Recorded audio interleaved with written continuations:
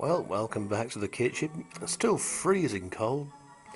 Wouldn't think it was the first official day of spring. Tomorrow, I think it is. Got to go messing around with all the clocks again. This was all very well when you just stuck a key in the thing and wound it back a bit. Do these people realise how fiddly it is to reset all these digital things you have nowadays? And they're all different, aren't they? Jesus. Yes, well, seems appropriate at Easter, I suppose, to say that. Anyway, we're back to the 70s, or possibly the late 60s with a vengeance today, because got an old BSR McDonald 8-track player here. And somebody sent me this a while ago, but me being me, because my memory is absolutely useless like that, I can't remember who. But it's been sitting around for a while, and I thought to myself, I want to see if this thing works. Well, the upshot of it was that there was a belt inside that had gone to goo, so it isn't just Phillips belts that go to goo. And like every 8-track player I've ever seen or recorder, it's driven by a flat belt. So find another belt for it, and do a little bit of lubrication and a bit of cleaning. And as you can see in here, it's, well, looking and sounding good. I'm playing it back through this old Panasonic boombox.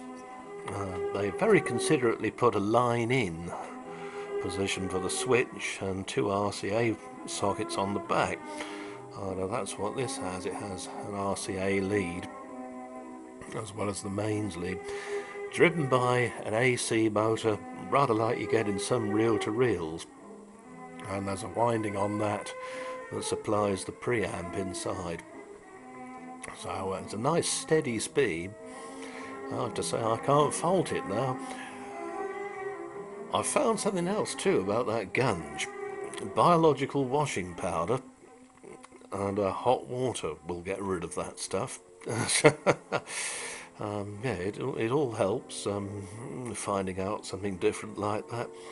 It does save on the old service hole, and this time it just dissolved all the black gunge and away it went down the drain, so it's nice and clean inside now.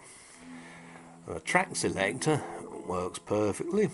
I was amazed to find, because that can be a bit of a bugbear.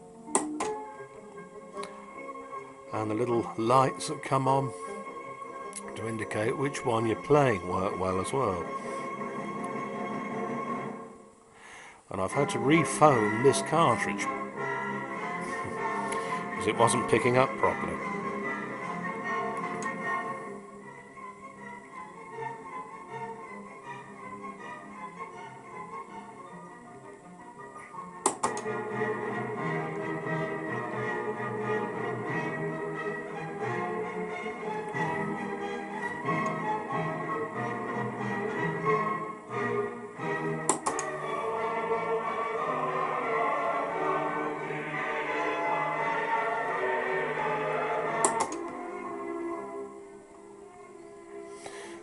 The only thing with this is that there should be a flap in there, a bit like a letterbox, and that is missing.